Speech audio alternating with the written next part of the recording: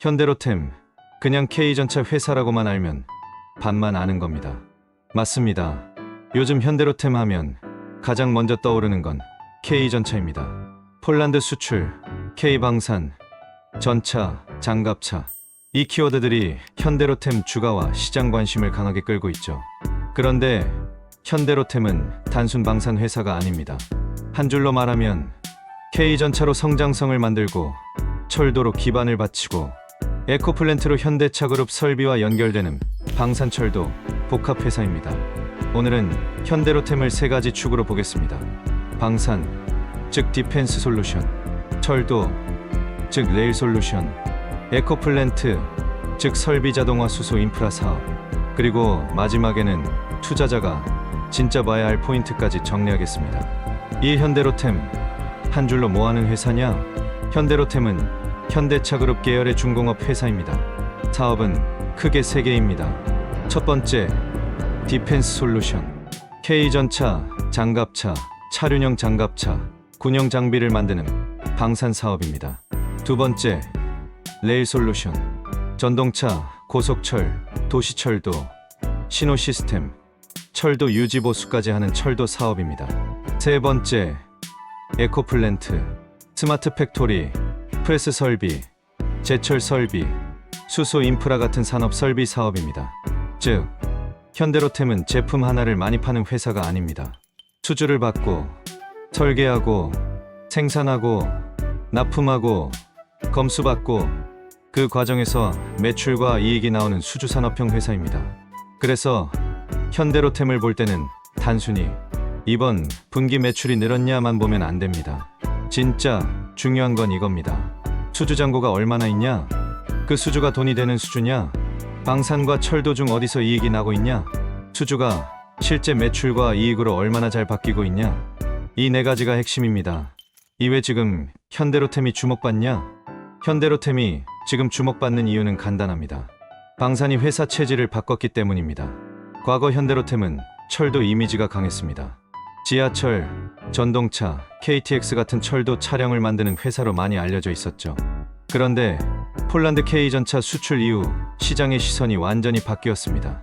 이제 현대로템은 단순 철도 회사가 아니라 K방산 대표주 중 하나로 평가받고 있습니다. 팩트체크를 해보면 이 변화는 숫자로도 보입니다. 2025년 현대로템은 연결 기준 매출 5조 8,390억 원, 영업이익 1조 56억 원을 기록했습니다. 영업이익이 처음으로 1조 원을 넘겼다는 건 회사의 이익 체력이 과거와 달라졌다는 뜻입니다. 여기서 중요한 건 단순히 매출이 늘어난 게 아닙니다. 이익률이 좋아졌다는 겁니다. 방산 수출이 늘면서 수익성이 좋아졌고 철도 부문도 수주 기반을 유지하면서 외형을 받쳐줬습니다. 그래서 현대로템을 볼 때 핵심은 이겁니다. 철도 기반 회사에서 방산 성장 회사로 체질이 바뀌고 있다. 3사업부 1번 디펜스 솔루션. 이제 가장 중요한 방산부터 보겠습니다. 현대로템 디펜스 솔루션의 핵심은 K전차입니다. K전차는 한국 육군의 주력 전차이고 해외에서는 폴란드 수출로 크게 주목받았습니다. 여기서 중요한 건 폴란드 계약입니다. 현대로템은 2022년 폴란드 K전차 1차 계약을 체결했고 이후 2025년에는 폴란드 K전차 2차 계약도 확보했습니다. 2차 계약 규모는 약 64.6억 달러로 알려져 있습니다. 이게 왜 중요하냐? 방산은 한번 수주하면 끝나는 사업이 아닙니다. 전차를 납품하고 부품을 공급하고 정비를 하고 현지 생산을 하고 추가 물량이 나오고 다른 국가 수출 레퍼런스로 이어질 수 있습니다. 즉, K전차 수출은 단순히 전차 몇 대 팔았다가 아닙니다. 현대로템이 내수 방산 기업에서 수출 방산 기업으로 바뀌는 사건입니다. 폴란드 K 계약의 의미. 폴란드 K 계약은 현대로템 분석에서 가장 중요한 이벤트 중 하나입니다. 왜냐하면 폴란드는 단순 고객이 아니라 유럽 방산 시장으로 들어가는 교두보 역할을 할 수 있기 때문입니다. 러시아 우크라이나 전쟁 이후 유럽 국가들은 국방비를 늘리고 있습니다. 전차, 자주포, 방공, 탄약, 장갑차 수요가 커지고 있습니다. 이 환경에서 한국 방산은 빠른 납기, 가격 경쟁력, 생산 능력을 강점으로 내세우고 있습니다. 현대로템의 K전차도 그 흐름 안에 있습니다. 여기서 또 하나 중요한 포인트가 있습니다. 최근에는 폴란드형 K 전차, 즉 KPL과 현지 생산 정비 협력도 진행되고 있습니다. 이건 장점과 리스크가 같이 있습니다. 장점은 현지화가 되면 장기 사업으로 이어질 수 있다는 점입니다. 폴란드에서 생산하고 정비하고 부품을 공급하고 추가 물량이 나오면 현대로템은 단순 납품사가 아니라 장기 파트너가 됩니다. 하지만 리스크도 있습니다. 현지 생산은 관리가 어렵습니다. 품질 관리, 일정 관리, 현지 협력사 관리, 정치 변수까지 생깁니다. 그래서 폴란드 계약은 무조건 좋은 뉴스로만 보면 안 됩니다. 좋은 수주가 실제 이익으로 얼마나 잘 바뀌는지가 핵심입니다. 방산 부문의 진짜 포인트. 현대로템 방산을 볼 때는 세 가지를 봐야 합니다. 첫 번째, 수주잔고입니다. 디펜스 솔루션 수주잔고는 크게 늘어났고 앞으로 몇 년간 방산 매출을 만들어낼 수 있는 기반이 생겼습니다. 두 번째, 수익성입니다. 방산 부문은 철도나 에코플랜트보다 이익률이 높은 편입니다. 특히 K전차 수출이 본격화되면서 현대로템 전체 수익성 개선에 큰 역할을 하고 있습니다. 세 번째, 추가 수출 가능성입니다. 폴란드 이후 다른 국가로 K전차 수출이 이어질 수 있느냐가 중요합니다. 방산주는 기대감으로 먼저 움직일 수 있습니다. 하지만 실제 기업 가치는 계약이 체결되고 납품되고 매출과 이익으로 잡혀야 올라갑니다. 그래서 방산 부문 핵심은 이겁니다. K전차 수출 뉴스가 아니라 수주잔고가 실적화되는 속도와 마진입니다. 6사업부 2번 레일 솔루션. 두 번째는 레일 솔루션입니다. 현대로템을 방산주로만 보면 안 되는 이유가 바로 여기 있습니다. 현대로템은 원래 철도 사업이 강한 회사입니다. 전동차, 고속철, 도시철도, 경전철, 트램, 신호 시스템, 유지 보수까지 합니다. 철도 사업은 방산처럼 화려하지는 않습니다. 하지만 매우 중요한 기반 사업입니다. 왜냐하면 철도는 국가 인프라이기 때문입니다. 노후 전동차는 교체해야 하고 도시철도는 계속 필요하고 고속철도는 장기적으로 확대되고 해외 신흥국도 철도 인프라를 늘립니다. 그래서 철도 사업은 현대로템의 안정적인 수주 기반입니다. 하지만 여기에도 문제가 있습니다. 바로 수익성입니다. 철도 사업은 수주 규모가 큽니다. 하지만 프로젝트 기간이 길고 원가 변동이 크고 해외 프로젝트 리스크가 있습니다. 그래서 매출은 커도 이익률이 낮을 수 있습니다. 이게 현대로템 분석의 핵심입니다. 방산은 이익을 만들고 철도는 기반을 바치지만 수익성 개선이 숙제다. 7철도 사업을 어떻게 봐야 하나? 철도 사업을 볼 때는 단순히 수주가 많다만 보면 안 됩니다. 철도는 수주가 많아도 손실이 날 수 있습니다. 왜냐하면 철도 프로젝트는 복잡하기 때문입니다. 차량 설계, 부품 조달, 현지, 규격 대응, 납기, 검수, 운영, 환경, 환율, 원자재 가격, 이 모든 게 영향을 줍니다. 특히 해외 철도 프로젝트는 더 어렵습니다. 현지 법규가 다르고 발주처 요구가 다르고 정치 리스크가 있고 공사 일정이 밀릴 수 있습니다. 그래서 철도 사업은 이렇게 봐야 합니다.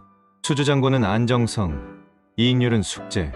현대로템이 앞으로 더 높은 평가를 받으려면 철도 사업에서 매출만 늘리는 게 아니라 이익률 개선을 보여줘야 합니다. 즉, 레일 솔루션의 핵심 질문은 이겁니다.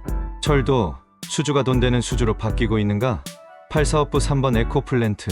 세 번째는 에코플랜트입니다. 에코플랜트는 방산이나 철도에 비해 시장 관심이 낮습니다. 하지만 현대로템을 전체적으로 볼 때는 무시하면 안 됩니다.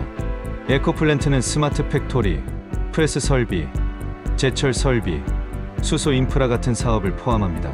쉽게 말하면 공장을 만들고 설비를 자동화하고 산업 인프라를 구축하는 사업입니다. 여기서 중요한 건 현대차그룹과의 연결입니다. 현대차그룹은 전기차, 수소, 스마트 팩토리, 자동화 투자를 계속하고 있습니다. 그 과정에서 현대로템의 설비 자동화, 역량이 연결될 수 있습니다. 물론 에코플랜트가 지금 현대로템의 메인 성장축은 아닙니다. 현재 기업 가치를 크게 흔드는 핵심은 방산과 철도입니다. 하지만 에코플랜트는 현대차그룹 설비 투자와 연결되는 옵션 사업으로 볼 수 있습니다. 한 줄로 정리하면 이렇습니다. 에코플랜트는 주인공은 아니지만 현대차그룹 설비 수소 자동화와 연결된 보조 성장축입니다. 2025년 실적 왜 중요했나? 2025년은 현대로템에게 중요한 해였습니다. 이유는 간단합니다. 처음으로 영업이 1조 원을 넘긴 해였기 때문입니다. 2025년 연결 매출은 5조 8,390억 원, 영업이익은 1조 56억 원입니다. 이건 단순한 숫자 증가가 아닙니다. 회사의 체질이 바뀌었다는 신호입니다. 예전 현대로템은 이런 이미지였습니다.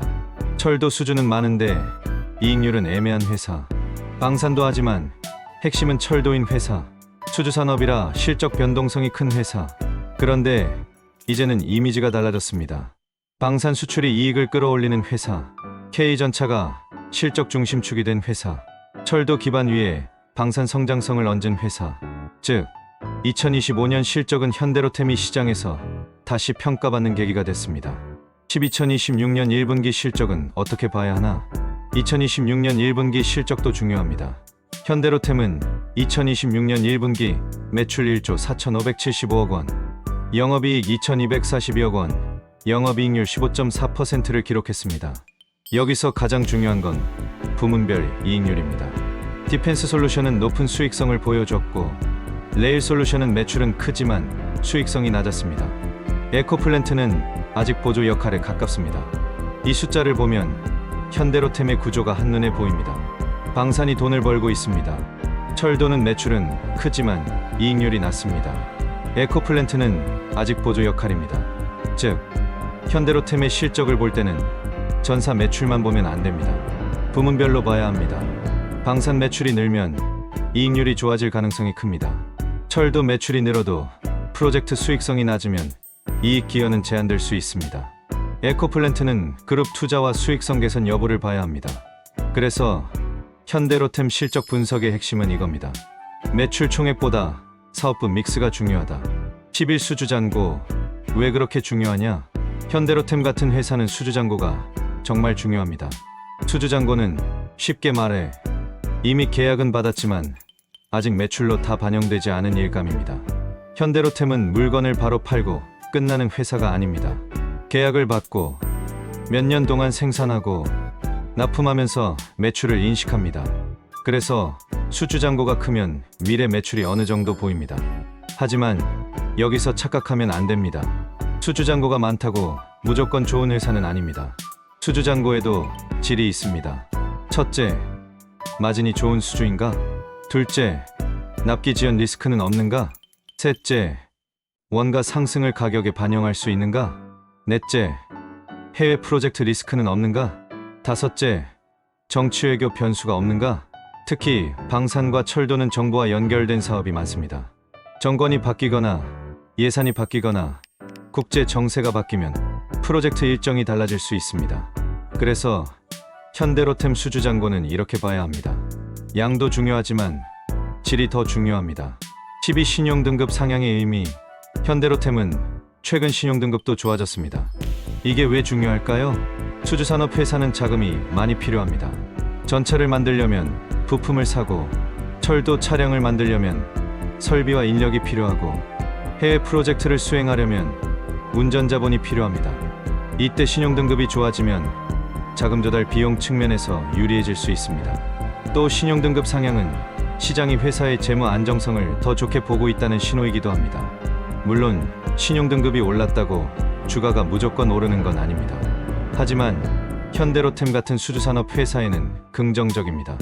왜냐하면 수주를 많이 따도 돈을 조달하지 못하면 실행이 어렵기 때문입니다.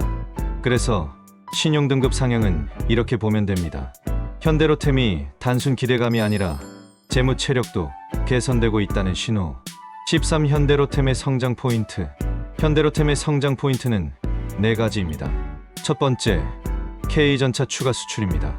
폴란드 이후 다른 국가로 K전차 수출이 이어질 수 있느냐가 가장 중요합니다. 방산은 레퍼런스가 중요합니다. 한 국가에서 대규모 수출이 성공하면 다른 국가들도 관심을 갖습니다. 두 번째, 폴란드 계약의 안정적 실적화입니다. 계약이 크다고 끝이 아닙니다. 생산하고 납품하고 검수받고 매출과 이익으로 잡혀야 합니다. 특히 현재 생산이 들어가면 실행력이 더 중요해집니다. 세 번째, 철도 수익성 개선입니다. 현대로템이 진짜 한 단계 더 평가받으려면 철도 부문 수익성이 개선돼야 합니다. 철도는 매출 기반은 큽니다. 하지만 영업이익률이 낮으면 기업 가치에 제한이 생깁니다. 네 번째, 에코플랜트와 그룹 시너지입니다. 에코플랜트는 아직 메인 성장축은 아니지만 현대차 그룹의 설비 투자, 스마트 팩토리, 수소 인프라와 연결될 수 있습니다. 정리하면 현대로템의 성장 공식은 이겁니다. 방산 수출 확대, 철도 수익성 개선, 수주잔고 실적화, 재무 안정성 개선. 14 리스크도 봐야 합니다. 이제 리스크를 보겠습니다. 좋은 회사일수록 리스크도 같이 봐야 합니다. 첫 번째 리스크는 방산 기대감 과열입니다. 현대로템은 K방산 대표주로 시장 관심이 큽니다. 하지만 기대가 너무 빨리 주가에 반영되면 작은 계약 지연이나 마진 하락에도 주가가 흔들릴 수 있습니다. 두 번째 리스크는 철도 저수익성입니다. 철도는 안정적이지만 수익성이 낮을 수 있습니다. 프로젝트 원가가 오르거나 해외 사업에서 문제가 생기면 이익률이 더 낮아질 수 있습니다. 세 번째 리스크는 현지 생산 리스크입니다. 폴란드 KPL 현지 생산은 장기적으로 긍정적일 수 있습니다. 하지만 초기에는 품질, 일정, 비용 관리가 부담이 될 수 있습니다. 네 번째 리스크는 수주와 매출 사이의 시간차입니다. 수주 뉴스는 오늘 나오지만 매출은 몇 년에 걸쳐 반영됩니다. 그래서 수주만 보고 투자하면 안 됩니다. 다섯 번째 리스크는 국제 정세와 정책 변수입니다. 방산은 국가 간 관계, 예산, 안보 환경, 정부 정책의 영향을 받습니다. 그래서 현대로템은 좋은 회사일 수 있지만 변동성도 큰 회사입니다. 15 투자자가 봐야 할 체크리스트. 현대로템을 볼 때는 이 체크리스트를 보시면 됩니다. 디펜스 솔루션 매출 비중이 계속 높아지는가? 방산 영업이익률이 높은 수준에서 유지되는가? 폴란드 K 계약이 계획대로 납품되는가? 폴란드 이후 추가 국가 수출이 나오는가? 레일 솔루션 영업이익률이 개선되는가? 해외 철도 프로젝트에서 손실이 발생하지 않는가? 수주 잔고가 단순히 많기만 한 게 아니라 질이 좋은가? 신용 등급 상향 이후 재무 비용 부담이 줄어드는가? 에코플랜트가 현대차 그룹 설비 투자와 연결되는가? 주가의 기대감이 이미 과하게 반영됐는가? 이 중에서도 가장 중요한 건 세 개입니다. 방산 마진 유지, 수주 잔고, 실적화, 철도, 수익성 개선. 이 세 개가 현대로템의 핵심입니다. 16한 줄 결론.